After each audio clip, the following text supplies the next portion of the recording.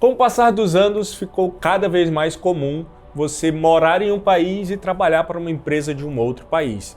E isso foi cada vez mais crescendo, e o brasileiro que sempre teve o sonho de morar fora do Brasil, morar na Europa, sempre vem na cabeça o primeiro país, que é Portugal. Né? Talvez pela facilidade linguística, entre outros benefícios. Então hoje nós vamos falar um pouquinho sobre como era abrir empresa em Portugal e por que abrir uma empresa em Portugal e se tem benefício ou não. E se você quer saber um pouco mais, fica aí que depois da vinheta a gente te conta. Fala galera, tudo bem? Eu sou o Gabriel. Eu sou o Bruno. Estamos aqui hoje para conversar um pouquinho com você aí que pensa em abrir uma empresa fora do Brasil e muitas das vezes o primeiro país que vem em mente é Portugal. Né? Mas antes disso, eu já quero pedir que você se inscreva aqui no nosso canal, já deixa o like nesse vídeo porque esse conteúdo tá bem interessante. Inclusive, se você ficar até o final, a gente trouxe uma lei sobre as startups que, cara, fresquinha, de 22 de dezembro de 2022, então vale a pena você ficar até o final aí para ouvir um pouco sobre os benefícios dessa lei. Então já compartilha aí que esse conteúdo tá bem interessante também.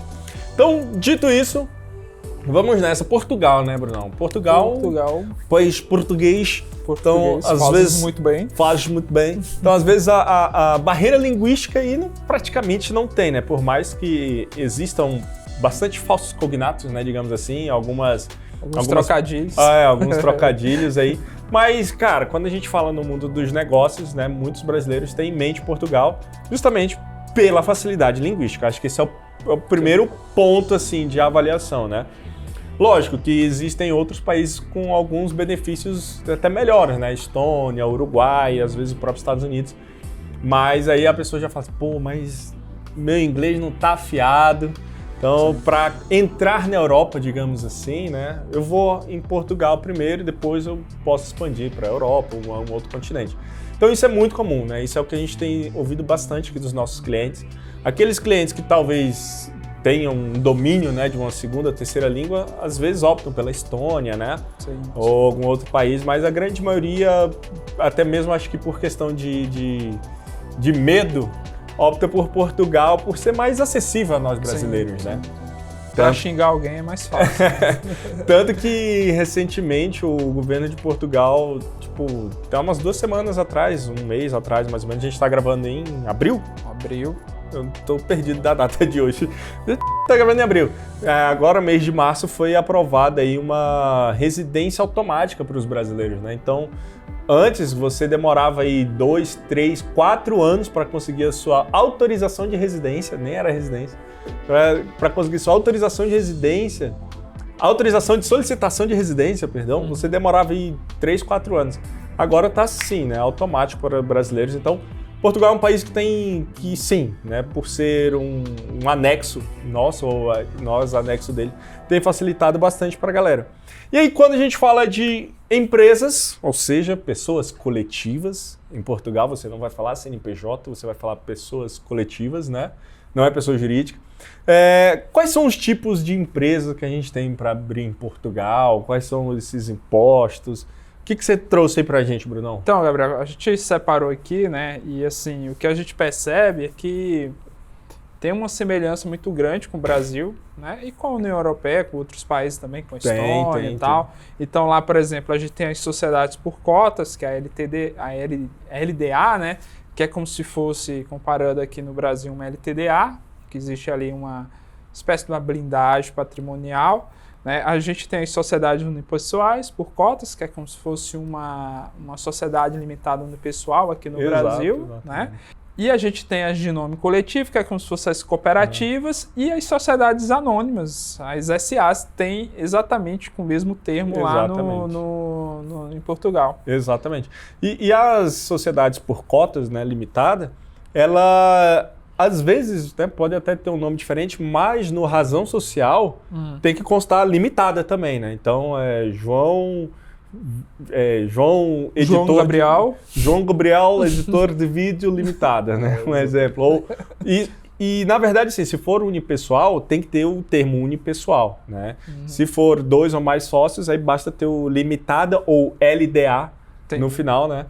E é interessante também porque temos que ressaltar aqui a questão do capital social, que lá tem que ser no mínimo 2 euros. Ou seja, se são 2 sócios, 1 euro para cada. Se for um sócio só, 2 euros, né? Então é importante essa informaçãozinha aí também.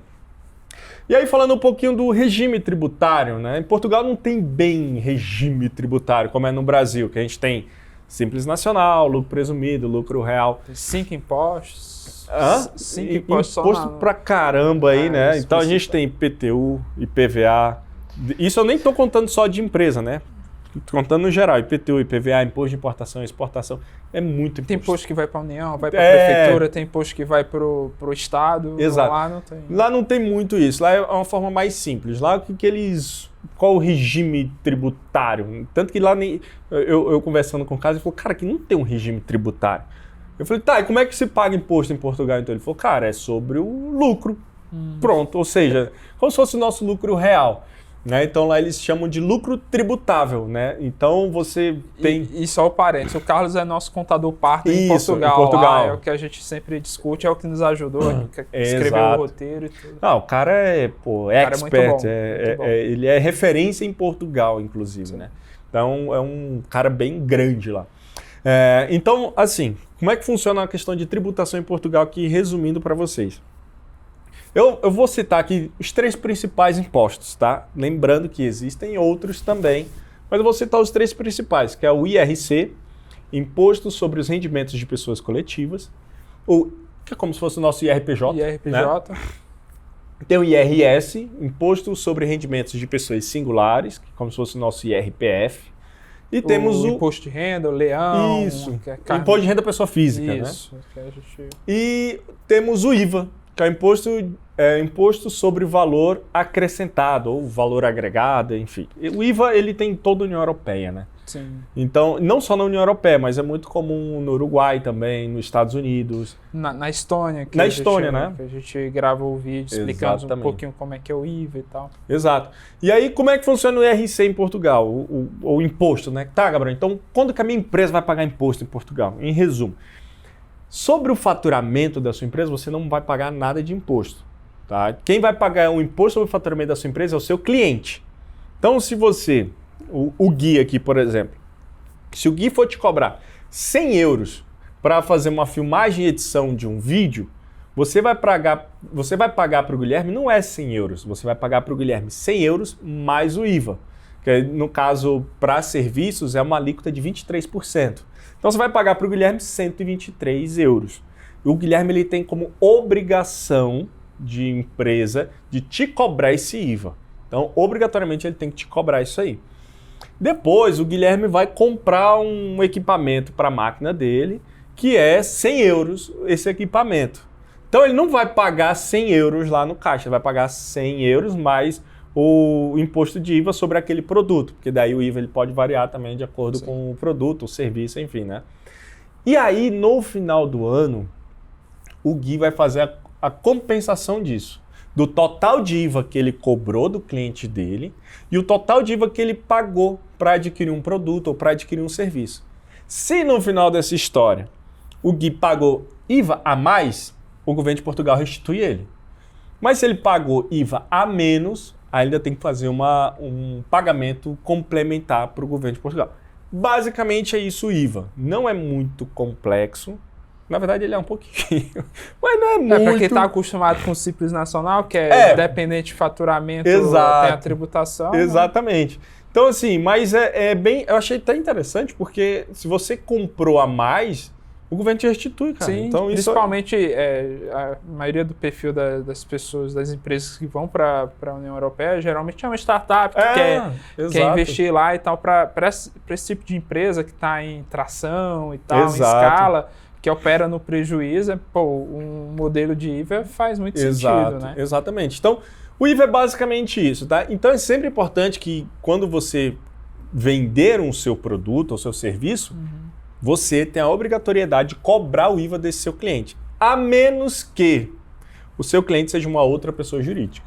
Tá? Então, transações entre pessoas jurídicas de prestação de serviço não há IVA. Tá? Então, o Gui tá cobrando 100 euros da Facilite para filmar isso aqui. A empresa do Guilherme, né, a pessoa coletiva do Guilherme, está cobrando 100 euros para fazer esse trabalho aqui. Então a Facilite Portugal vai pagar os 100 euros para a empresa coletiva, para a pessoa coletiva do Guilherme sem o IVA. Tá? Então entre PJ e PJ não há IVA. Isso é muito importante de salientar. Aí tem muita gente que fala, Bruno, é como se fosse um lucro real no Brasil. Não é bem assim, porque no lucro real... É meio que uma mistura. Porque no lucro real no Brasil, a ideia é que se tribute sobre o lucro, mas também existem existe impostos que incidem sobre o faturamento, ICMS, PIS, COFINS, que são pesados. Então, não é como o lucro real, mas a ideia é tipo... Né, é porque o nosso lucro real, na verdade, está distorcido, né? Exato. O nosso lucro real não é bem lucro real. Se fosse uma substituição tributária, o sistema de crédito tributário, de ICMS, a legislação... O legislador, né, ele utilizou muito essa ideia do IVA, né, para cá. Então, se aproxima mais com isso, com a substituição tributária. Tanto que o nosso governo brasileiro está estudando a possibilidade de trazer o IVA, né? Sim. Porque lá o IVA é meio que fosse, como se você pega aqui, ICMS, ISS, IPI, você junta os três e o imposto sobe. É tipo isso, tá? O Gui vai colocar na tela aqui a tabela de IVA para vocês, tá? Porque...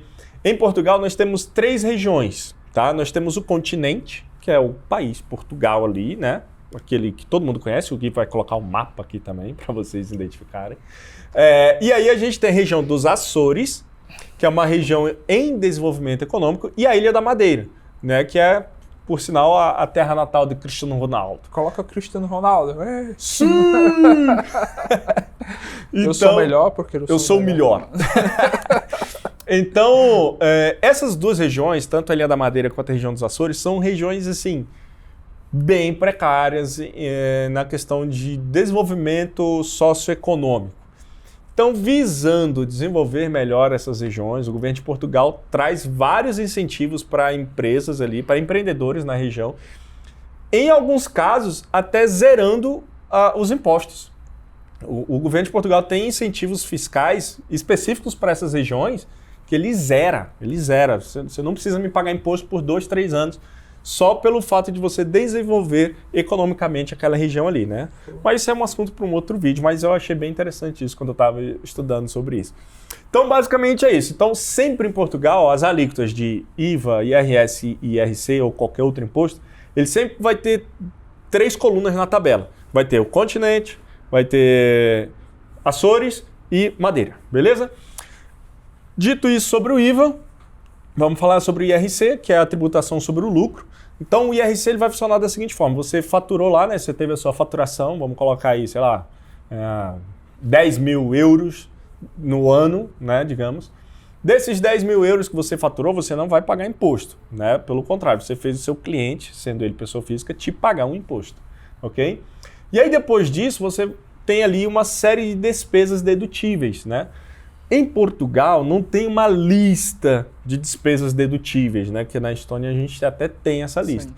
Em Portugal, o legislador ele disse o seguinte, falou, cara, se essa despesa, se você tem documentos probatórios de que essa despesa ela foi para desenvolvimento da sua atividade, do produto, essa despesa ela pode ser abatida para base de cálculo, eles chamam lá base de cálculo, eles chamam de matéria coletável, né? Ela pode ser abatida na base de cálculo para apuração do IRC.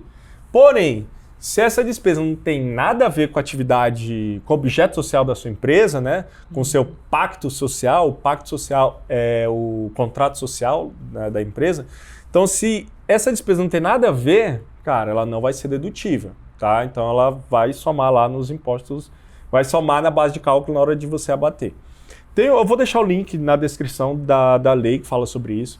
Inclusive, ele traz alguns exemplos ali, como, por exemplo, despesas não documentadas, né? Então, a gente saiu aqui depois do vídeo, saiu ali, passou na churrascaria, comeu, gastou lá 300 euros e não pegou uma nota fiscal, não pegou uma fatura, né? Não pegou nenhum documento probatório para aquela despesa. Eu falar, ó, essa despesa aqui foi um jantar de negócios, por exemplo. Se eu não tenho documentos para provar isso, não vai ser aceito pelo governo de Portugal. E em Portugal, as faturas são as notas fiscais e as informações contábeis, elas são enviadas para o governo de Portugal em momento instantâneo. através de um sistema chamado SAFT. Então tem o SAFT faturação e o SAFT contábil. Então todas as informações contábeis da empresa e de notas fiscais, eles são automaticamente enviados para a Receita Federal, né, que é a autoridade tributária em Portugal. Eles são enviados automaticamente e são linkados. Então, se não tiver de fato uma comprovação, um negócio bem claro, não vai ter como. Você vai ter que pagar IRC. Por isso que, assim, quando a gente analisa, o IVA ele faz muito sentido para a sonegação fiscal. Né? Porque aqui, por exemplo, no Brasil, uma empresa de Simples Nacional, lucro presumido, ela não precisa estar pegando despesas, faturas, né? Não precisa pegar fatura para comprovar uma despesa ou outra, porque ali não vai influenciar em nada. E aí isso acaba meio que incentivando os fornecedores a sonegar imposto. Exato. Já com um modelo de valor agregado, né? Imposto sobre valor agregado, meio que você obriga ali teus fornecedores a fazerem a emissão da fatura. Para que você tenha crédito. Né? Exato. Não, e além do IVA, essas faturas sendo emitidas contra a sua empresa, você tem um abatimento na base de cálculo do IRC, que é o Imposto de Renda sobre a Pessoa Jurídica, né, em pessoas coletivas. Então, é muito importante isso. Então, por exemplo, as startups que estão em processo de tração ainda, tá lá naqueles primeiros passos ali, ainda fazendo MVP. Cara, o cara tá gastando muito. Né? E se você conseguir comprovar que essas despesas são para o desenvolvimento da sua startup, cara, você pode ficar tranquilo que IRC tu não vai pagar. Então, em resumo, o IRC, cara, ele vai ser pago se houver lucro. Porém, mesmo que a sua empresa seja uma startup, por exemplo, e não tenha lucro, teve um prejuízo lá de 1.000 euros, um exemplo, né? Pode ser que existam algumas taxas autônomas, que o Gui também vai colocar essa tabela aqui para vocês. O que é essa taxa autônoma? Eu vou fazer um exemplo aqui, bem tranquilo. Lembra que eu falei que não se paga IVA de PJ para PJ? O que estava acontecendo em Portugal? O camarada queria comprar um carro, só que se você compra um carro, você paga IVA como pessoa física. Mas como PJ você não paga. Você não paga IVA. Então, vou abrir uma pessoa coletiva aqui. Eles estavam tendo um jeitinho português, um jeitinho brasileiro ao contrário. Exato. Eu vou abrir uma pessoa coletiva, já que não paga imposto, pois minha empresa não vai ter lucros. Vou abrir uma empresa coletiva, vou comprar um carro, tenho despesa. Eu tive um prejuízo. Já sei de onde que veio o jeitinho brasileiro. Então eu tive um prejuízo, né, entre aspas, porque foi emitida uma fatura contra aquela empresa. E aí, acabava que tu não pagava imposto nunca, a empresa. E você tinha um carro sem pagar imposto também. Aí o governo português olhou, história de malandragem. Calma aí que esse negócio não é assim que funciona. E aí o que eles fizeram? Aí criaram algumas taxas autônomas. E aí tem uma taxa autônoma também para o caso de carro, né? Tanto que o Gui vai colocar uma tabela aqui que eu trouxe exclusivamente sobre os carros, sobre as viaturas, né? Que lá eles falam viatura. Tem uma tabela aqui das viaturas que o Gui vai colocar aí justamente para isso. O único jeito de você não pagar esse imposto adicional sobre as viaturas é se o seu carro for 100% elétrico. Daí você vai ver que está zerado em todas as opções. Mas se ele for movido por GNV, diesel ou qualquer outro assim, tipo... nem provando que aquela viatura faz parte da operação da empresa e tal. Tem isso também. Se você provar que aquela viatura é utilizada para as atividades da empresa, vamos usar um exemplo bem simples aqui. É uma lavanderia. Você precisa entregar, buscar, né, uma padaria que você faz entrega, né, um restaurante faz delivery. Aí, ok. Isso aí é entendido como despesa operacional. Como uma despesa operacional, como se fosse um computador. Sem aquilo ali, não tem como a empresa estar gerando renda. Aí, ok. Mas se você for fazer, nesse caso, dessa malandragem aí, então vai ter esse impostozinho, tá? E não só para as viaturas, né? Existem várias outras opções que tá aparecendo na tabelinha para vocês aí. Então, é importante isso aqui porque, mesmo que tenha o jeitinho português, digamos assim, não, o jeitinho brasileiro, fique atento a esses pequenos detalhes e aí eu reforço a importância de um contador, tá? Porque não é só no Brasil não que um contador é muito importante, Portugal também. E Portugal, além de um contador, um advogado é muito importante também. Tanto que a abertura de empresa em Portugal tem um processo bem simples, que é como se fosse o nosso balcão único, né? Chega lá, já tem uma empresa aberta, com um nome e um pacto social. Tu só vai incluir os seus dados pessoais. E aí, ok, você sai do balcão, de fato, com a empresa aberta. Com a empresa aberta, tipo assim, em 15 minutos. Só que em alguns casos, depois, para você alterar, incluir sócios, incluir algumas alterar cláusulas. objeto, contrato. Isso, aí você vai precisar da assinatura de um contador e um advogado. Então isso é muito importante, um contador regulamentado pela Ordem dos Contabilistas em Portugal e um advogado também pela Ordem dos Advogados de Portugal. E sobrou aqui o IRS, né? Que eu falei do IVA, falei do IRC, vou falar agora um pouquinho do IRS. O IRS eu vou bem simplificar aqui, depois a gente pode fazer um vídeo só sobre isso. O IRS, assim como aqui no Brasil nós temos o Imposto de Renda Pessoa Física, nós temos as tabelas, né? Sim. Até tanto é isento, até tanto é 7,5%, até tanto... Enfim, então em Portugal ele vai, se não me engano, de 14,5% a 48%. 48. Então é um pouquinho alto, assim como está aparecendo aqui na tabela que o Gui está colocando para vocês. Fiquem atentos. Então existem... e detalhe, isso aqui, eu coloquei essa tabela só para vocês entenderem que existe isso. Porém, existem 6 formas diferentes disso ser apurado, do IRC ser apurado, do IRS, perdão. Então, primeiro você tem que entender em qual dessas 6 você se encaixa.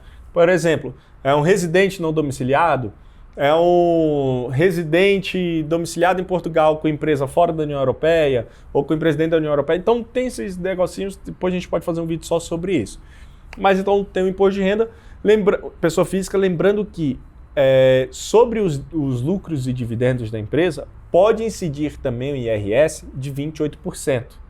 Tá? Então lá a sua empresa teve um lucro, né? Você pagou lá 20% já do IRC, e aí pode ser que você pague mais 28% para pegar os seus dividendos ali.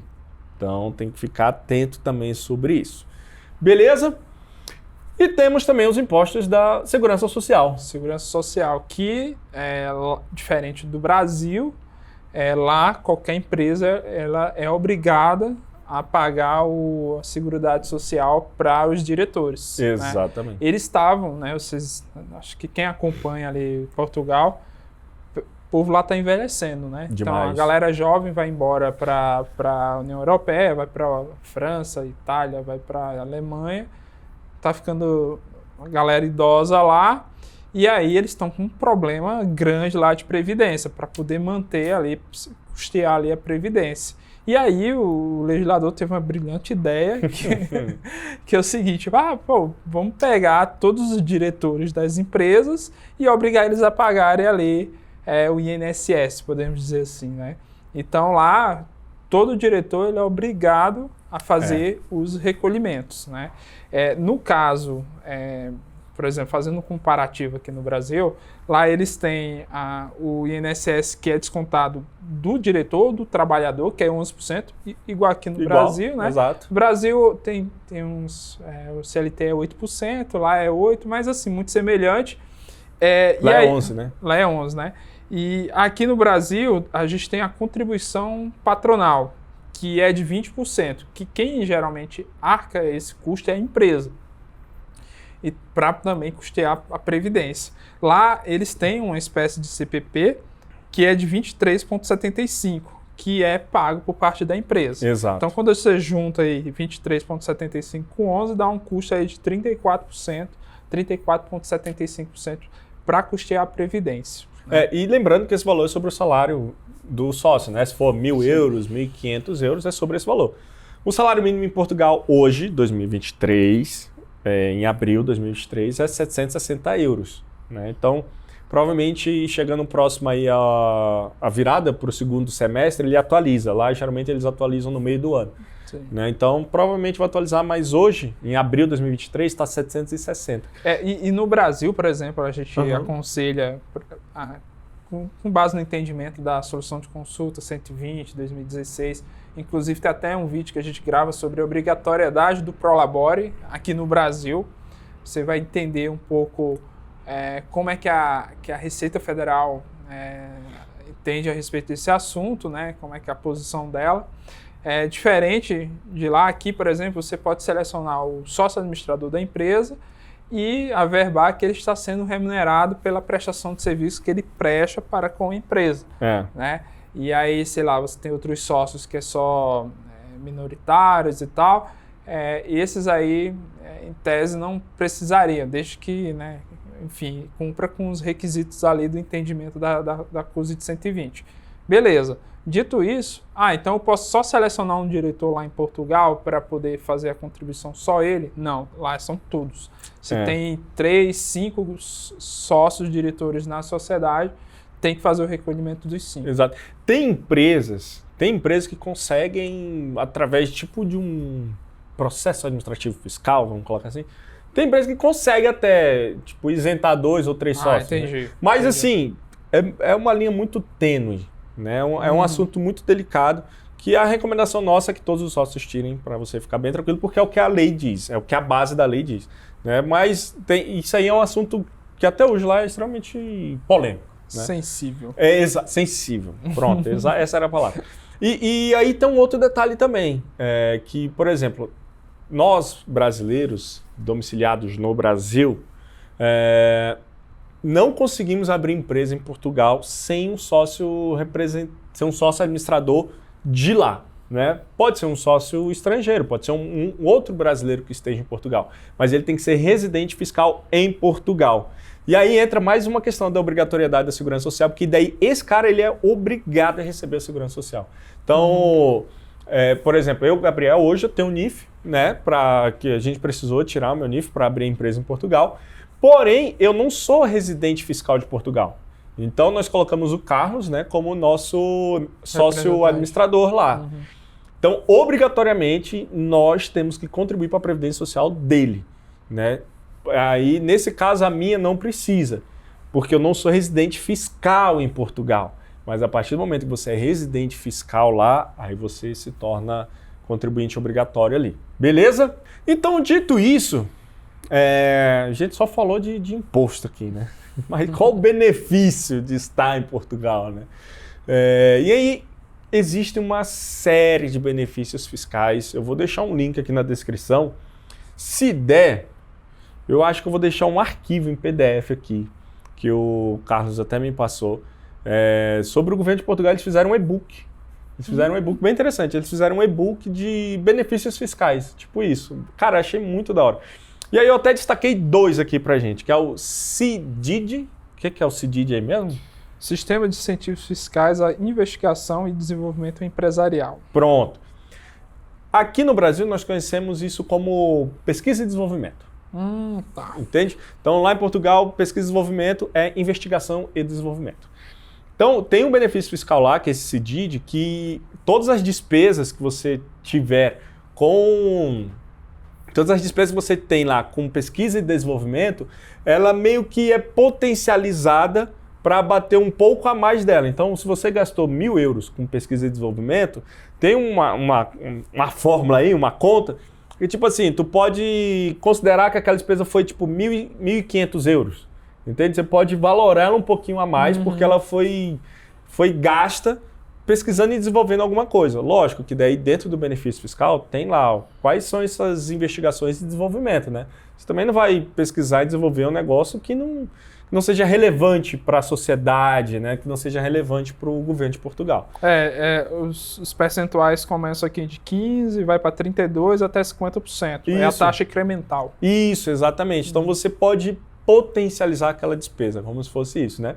Show. E tem também o RFAI, que é o... Regime Fiscal de Apoio ao Investimento. Pronto, de apoio ao investimento.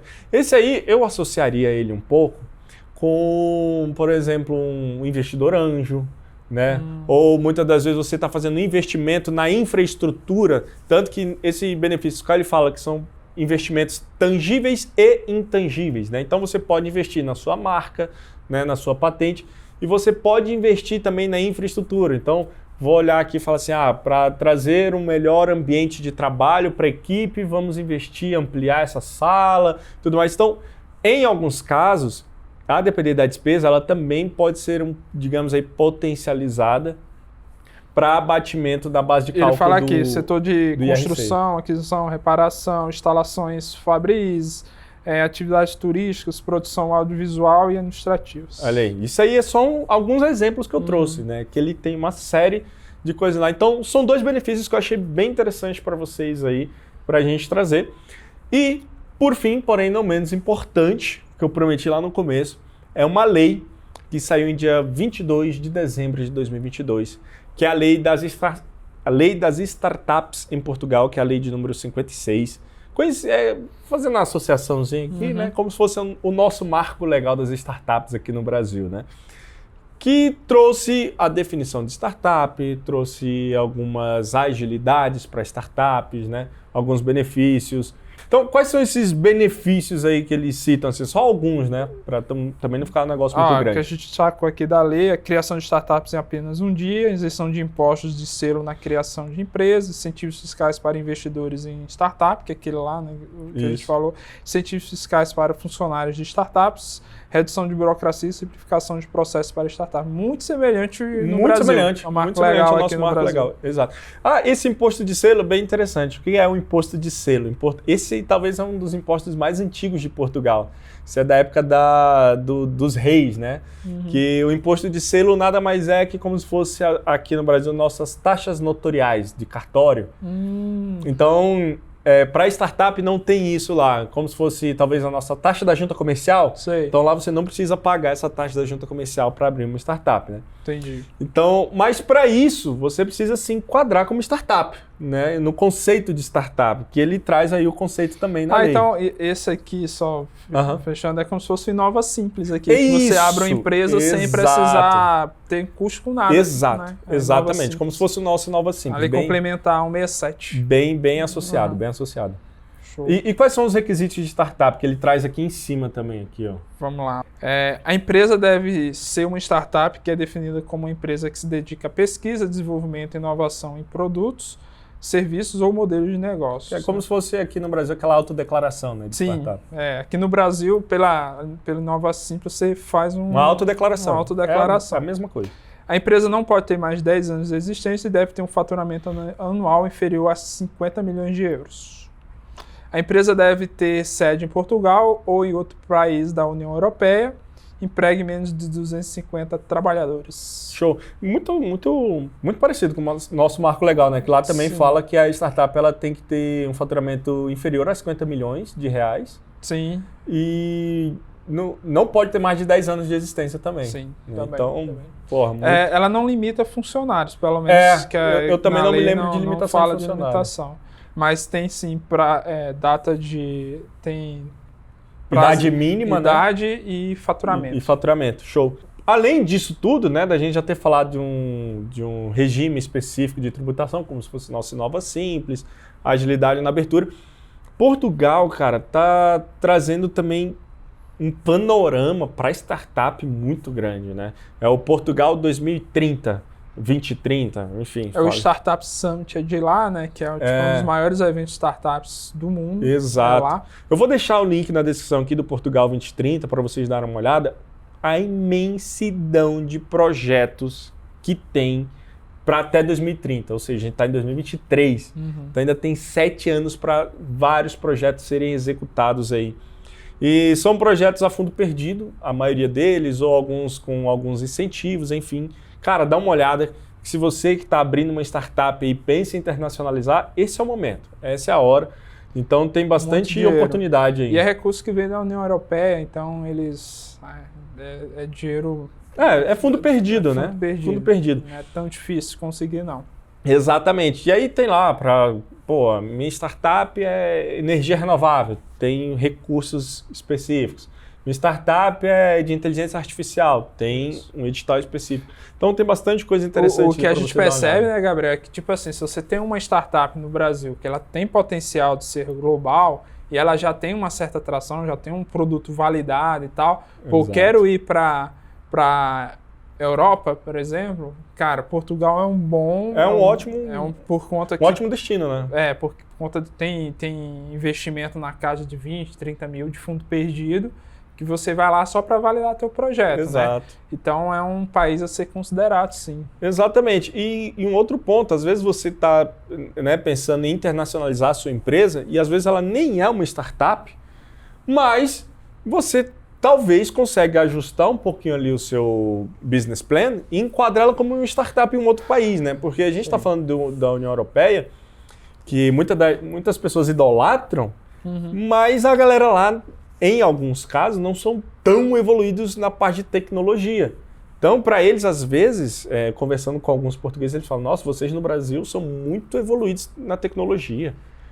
Então, às vezes, o seu negócio aqui pode não ser uma startup, mas lá ele pode ser considerado uma startup. Então, vale a pena você dar uma olhada nesse site também e pensar, pô, será que esse meu projeto aqui se enquadra? Será que eu posso inovar nesse meu projeto aqui? E, cara, eu tenho certeza que você estando no mercado português, você está dentro da União Europeia e com isso, pô, você está num mercado gigante, imenso, né, para a internacionalização. E dentro dessa lei, Portugal até vê, previsto em lei, um ambiente específico para investimentos. Sim. Então, o próprio governo de Portugal ele vai atrás de investidores para o seu negócio. Então, assim, cara, tem potencial, tem futuro ali. São 500 milhões de pessoas dentro da União Europeia de alto poder aquisitivo. Aquisitivo, exatamente. E, cara, hoje em dia, querendo ou não, a corrida, há um tempo atrás, a corrida era espacial, né? Hoje em dia, a corrida é para tecnologia, cara. É para inteligência artificial, é para solucionar problemas através de tecnologia. Então, Portugal tá se lançando aí para ser, digamos aí, concorrer com o Vale do Silício, né? Digamos sim, assim. Sim. Então é isso. Você que está querendo internacionalizar seu negócio, está querendo abrir empresa em Portugal, abrir empresa em outro país, cara, tenho certeza que esse vídeo aqui a gente falou de 2% de todos os benefícios que existem, porque tem benefício pra caramba, tá? Tem não só benefício, mas tem várias coisas muito boas ali, várias coisas relevantes, né, para você observar. Então dá uma olhadinha nesse link abaixo que eu tenho certeza que tem bastante coisa interessante para você também. E se você quer saber um pouco mais, quer tirar dúvida, fala com a gente aqui, fala comigo, fala com o Brunão, que a gente vai estar pronto para te atender, vai estar pronto para te ajudar a internacionalizar seu negócio. Seja em Portugal, seja na Estônia, seja no Uruguai, nos Estados Unidos, nós estamos aqui prontos para te ajudar a ser global. Dúvidas? Só chamar a gente, deixa nos comentários aqui. Não se esqueça de deixar o like nesse vídeo, compartilhar, porque tem vindo conteúdos bem interessantes. Vai lá no Spotify, no Deezer, Apple Podcasts e procura por FacilityCast, que tem bastante conteúdo interessante. E é isso. Algo mais? Não, só isso. Show de bola, então, galera. Valeu, um forte abraço e até o próximo vídeo. Valeu. Valeu. O Bruno já finalizou o vídeo.